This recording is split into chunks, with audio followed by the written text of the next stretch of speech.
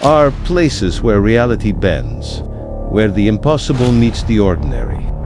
Tonight, you will cross the thin line between what we know and what we fear to know. Prepare to enter a territory beyond sanity, beyond logic, beyond the common.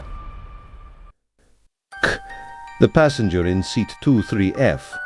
They say you never truly die on the internet. Your photos remain. Your messages linger. Your digital footprint becomes your ghost. I never believed in ghosts until flight NH209. It was supposed to be a routine red-eye from Boston to Tokyo, 13 hours over the Pacific. Nothing more. I had booked a window seat to 3F. Check-in was normal. Security was normal. Even boarding proceeded without incident. Until I reached row 23. A young woman sat in my seat, staring out the window at the tarmac. Long dark hair, white blouse, blue jeans. "Excuse me," I said. "I think you're in my seat." She didn't respond, didn't move, didn't even seem to breathe. I checked my boarding pass again. Seat 23F. I was certain. "Miss, I believe you're in 23F. Still nothing. The flight attendant noticed my confusion. "Is everything all right, sir?" I showed her my boarding pass. "This is my seat." But she looked where I was pointing. Her expression shifted from professional courtesy to confusion. "Sir, there's no one in that seat." I turned back to look. The woman was still there, her reflection faint in the window glass. "Right there," I insisted, pointing directly at her. The flight attendant's smile tightened. "Why don't we find you another seat?" She moved me to 16C, an aisle seat. Sylph, not what I'd reserved, but I was too unsettled to argue. As the plane took off, I pulled out my phone and scrolled through the Airlines app, checking my reservation details. A notification popped up. "We hope you're enjoying your flight. Please rate your check-in experience." Single quotes below was a photo of me at the check-in counter. But I wasn't alone in the picture. Standing behind me was the woman from 23F. I zoomed in, hands trembling. Her face was blurred, but something about her seemed familiar. The app crashed before I could study it further. When the drink service came through, I worked up the courage to ask the flight attendant about the passenger in 23F. "That seat is empty." "Sir," she repeated, pouring my ginger ale with practiced precision. "Has it been reserved recently?" "On previous flights, maybe." She sighed, then checked her tablet. Her professional smile faltered. "That's odd. The system shows seat 23F has been blocked for 6 months. Blocked?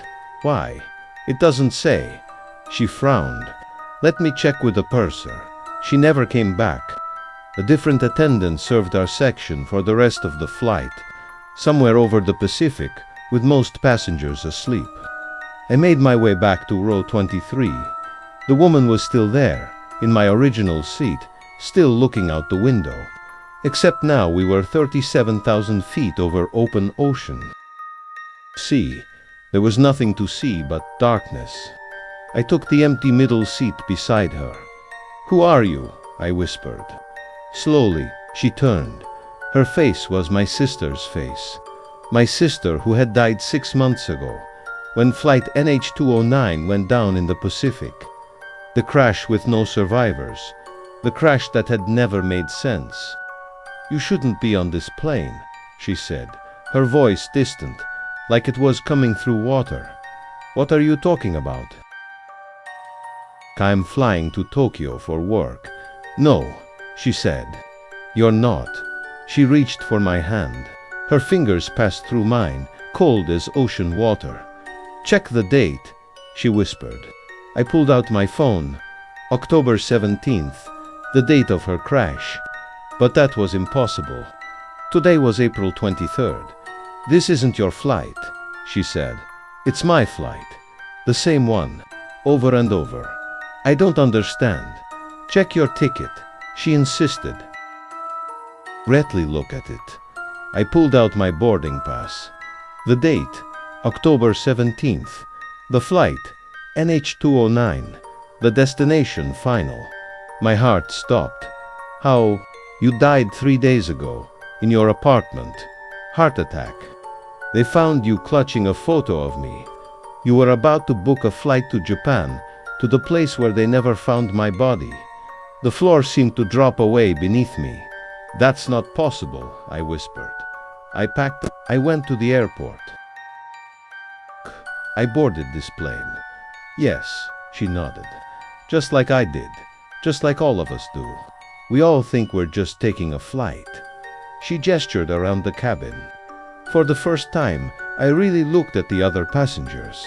A businessman typing on a laptop that displayed only static. An elderly woman knitting with no yarn.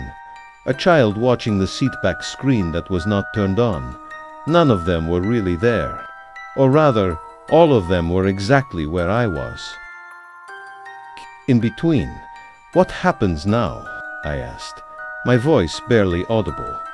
My sister turned back to the window. For most, we land somewhere eventually. But I've been waiting for you. For me. Why? Because you never believed I was gone. You kept looking. You couldn't move on. She placed her hand against the glass. And neither could I. Outside, the clouds parted. Below us was not the Pacific Ocean, but a vast cityscape of light. Neither Tokyo nor Boston, nor any place I recognized. Is that? I don't know, she said. But I think we can find out together now. She offered her hand again. This time, I could feel it. The fasten seatbelt sign dinged off. Ladies and gentlemen, we have begun our final descent. Local time is unknown. Thank you for flying with us. I took my sister's hand. And together, we finally went home.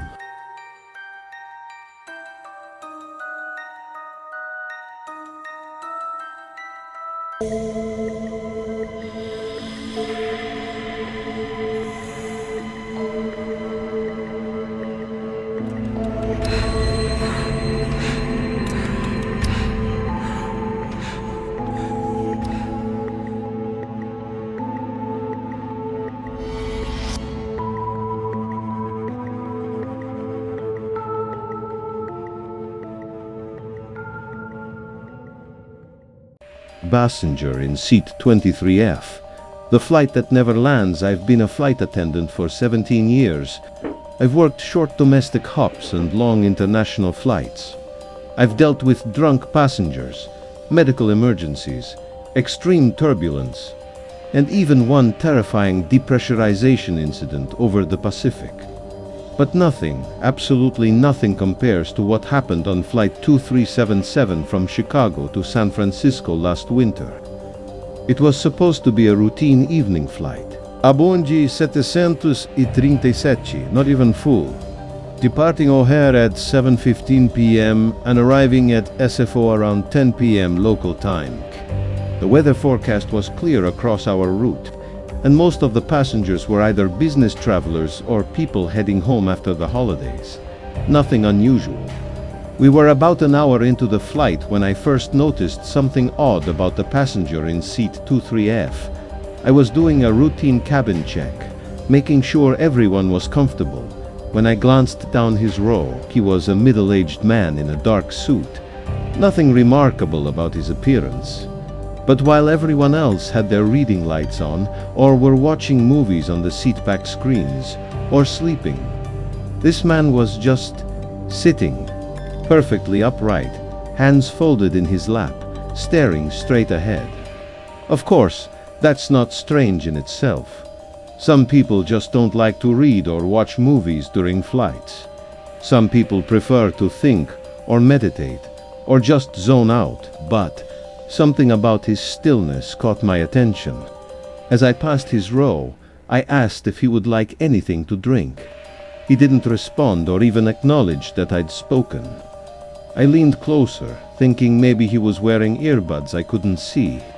"Sir, would you like something to drink?" He turned to me then, very slowly, and I got my first good look at his face. He was pale and naturally saw with dark circles under his eyes, But it was his expression that disturbed me the most. It was completely blank, devoid of any emotion or recognition. "No," he said after an uncomfortable pause. His voice was flat, almost mechanical. Then he turned back to stare straight ahead again. Slightly unsettled, I continued down the aisle. When I reached the galley at the back, my colleague Jessica noticed my expression. "Everything okay?" she asked. I shrugged it off. "Just a weird passenger in 23F. Probably just tired." Jessica frowned. 23F. Let me see. She checked her tablet with the passenger manifest. "That's odd. 23F should be empty on this flight." A chill ran through me. "Are you sure? There's definitely someone sitting there." She showed me the screen. Seat 23F was indeed marked as unoccupied. "Maybe it's a system error," I suggested. "Or maybe he switched seats after boarding." Jessica nodded, though she looked unconvinced. "I'll check with the gate agent's final boarding report when we land. Probably just a mix-up." We continued with the beverage service, and I tried to put the strange passenger out of my mind. About 30 minutes later, we hit some unexpected turbulence. The captain turned on the seatbelt sign, and I made my way through the cabin to ensure everyone was secure. When I reached row 23, I froze. The man in 23F was still sitting perfectly upright, hands folded in his lap, but now his head was turned all the way to the side, his neck at an impossible angle as he stared directly at me, and he was smiling. Not a normal smile, but a wide, rigid grin that showed too many teeth. I felt my heart race as I quickly looked away and continued my check. When I glanced back a moment later, he was facing forward again, expression neutral, as if nothing had happened. I hurried back to the galley and told Jessica what I'd seen. She agreed to go take a look herself, while I collected myself. A few minutes later, she returned, looking confused. "The seat's empty," she said. "What? That's impossible. He was just there." "Well, he's not there now. Are you feeling okay? You look pale." I insisted on checking myself. Jessica followed me as I walked back through the cabin. When we reached row 23, I was shocked to see that she was right. Seat 23F was empty. "I don't understand," I whispered. "He was just here." A man in a dark suit. Jessica put her hand on my arm. "Maybe you should sit down for a bit. I can handle things for a while." I agreed, feeling suddenly lightheaded.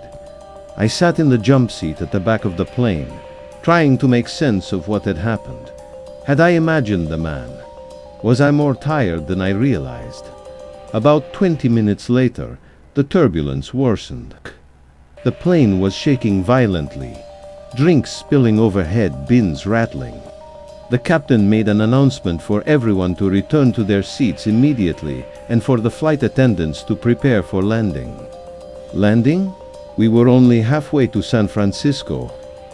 The intercom in the galley rang, and Jessica answered it. I watched her face grow increasingly concerned as she listened to the captain. When she hung up, she looked scared. "What's wrong?" I asked. "They've lost communications with air traffic control," she said quietly, "so passengers couldn't hear. Some kind of electrical problem. They're going to try to make an emergency landing in Denver." We went through the emergency procedures, securing the cabin and preparing the passengers. Everyone was frightened, but cooperative. As I was checking seatbelts in the front section, I happened to glance back toward the rear of the plane. Clearly visible in seat 23F was the man in the dark suit. He was staring directly at me, that same unnatural grin on his face. I forced myself to look away and continue my duties. When I reached row 23, my heart pounding, I steeled myself to confront whatever was happening. But the seat was empty again. "Ma'am," said the woman in 23D, noticing my distress, "are you looking for someone?" "The man who was sitting here," I said, pointing to 23F. "Did you see where he went?" She looked confused. "No one's been sitting there the whole flight." I nodded and moved on, increasingly disturbed. The plane began its descent, the shaking growing worse. The lights flickered several times, and the captain made another announcement. "Ladies and gentlemen, we are experiencing some electrical issues that may affect the cabin lighting. Please remain calm and stay in your seats." Just then, all the lights went out completely, plunging the cabin into darkness, except for the faint emergency floor lighting. Passengers gasped and a few screamed. In those few seconds of darkness, I felt someone brush past me in the aisle, which should have been impossible, as everyone was supposed to be seated. When the lights came back on a moment later, I was standing next to row 23. And there he was again, in seat 23F, looking straight ahead. But this time, I noticed something else.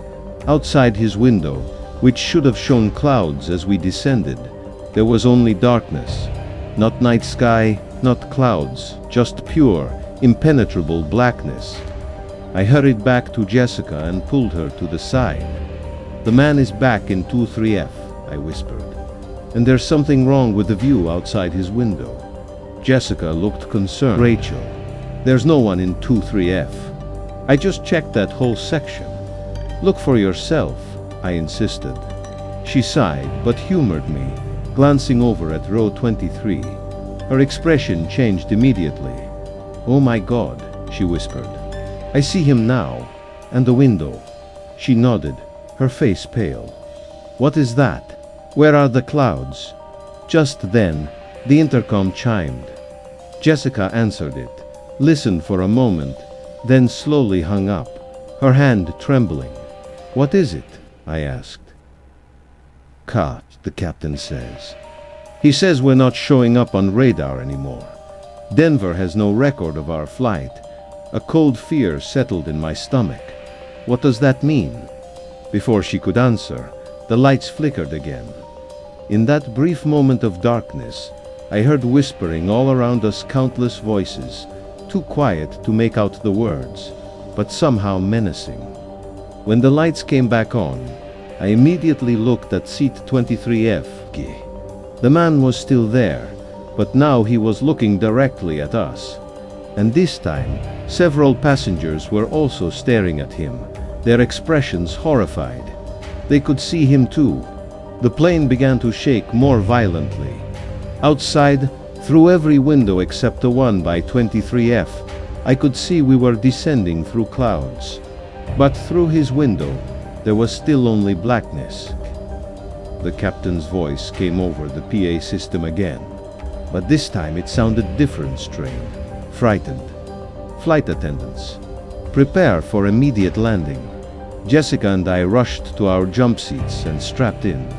The plane was descending rapidly now, the pressure changing in our ears.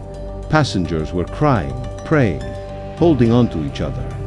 I couldn't help myself. I had to look at 23F one more time. The man was now standing up, despite the violent turbulence, despite the seatbelt sign, despite the fact that everyone else was desperately clinging to their seats. He was standing perfectly still in the aisle, unaffected by the plane's movements, staring directly at me. And then he smiled again, that horrible, too wide smile. He raised his hand and pointed at me, then at his watch, as if to say, "It's time."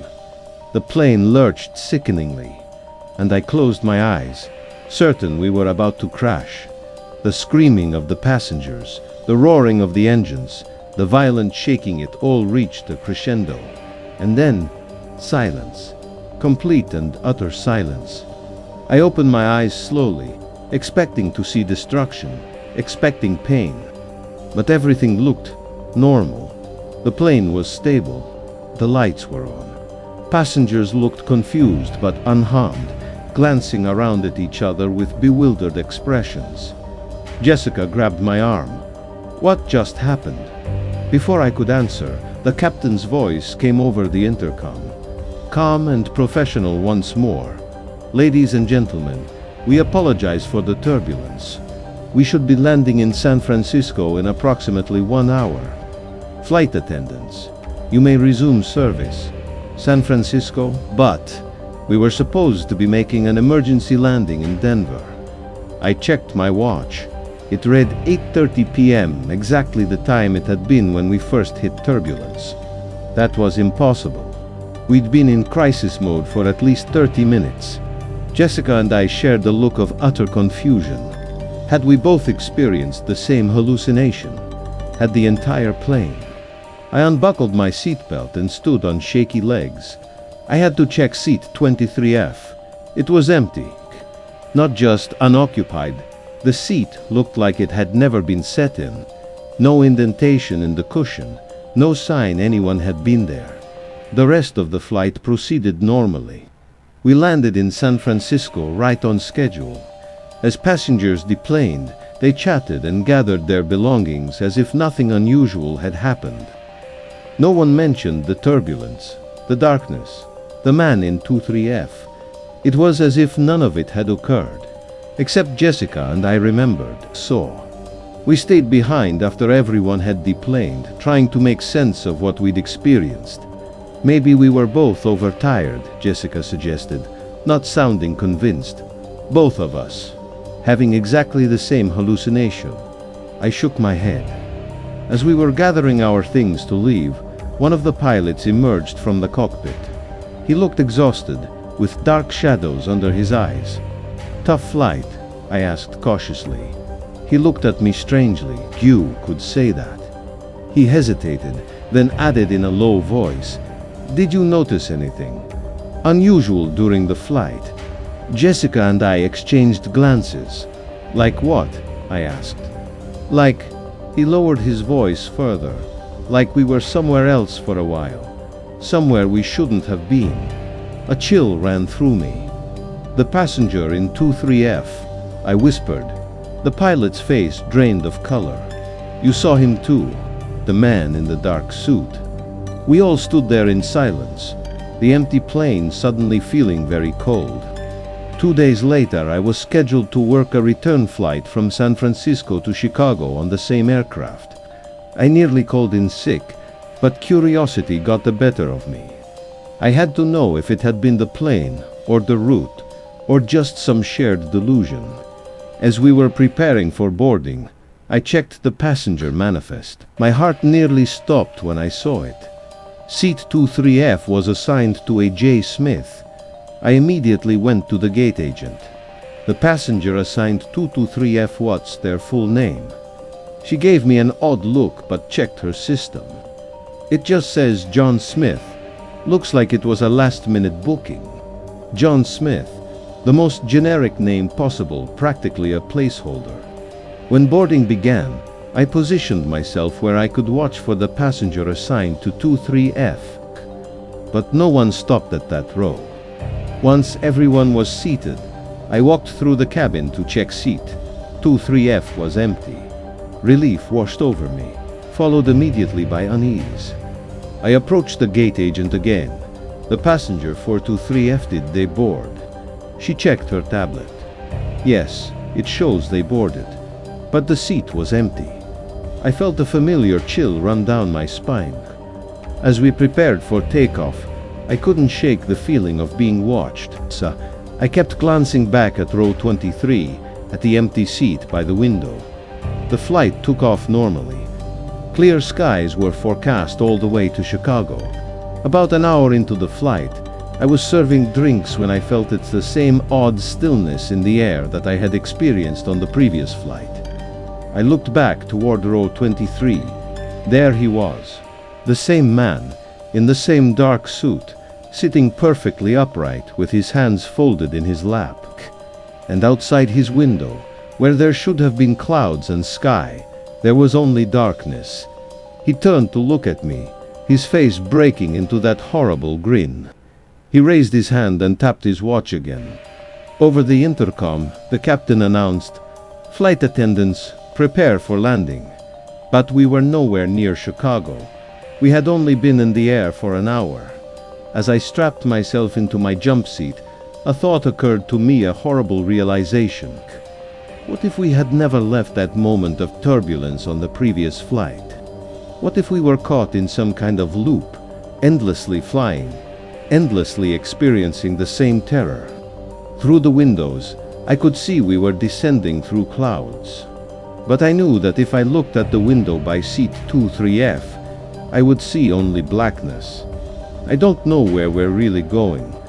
I don't know if we'll ever truly land. I do know that the next time you board a plane and take your seat, you might want to check who or what is sitting in 23F. And if you see a man in a dark suit, sitting perfectly still with his hands folded in his lap, my advice is simple. Get off the plane. Get off immediately. Because some flights are never meant to land.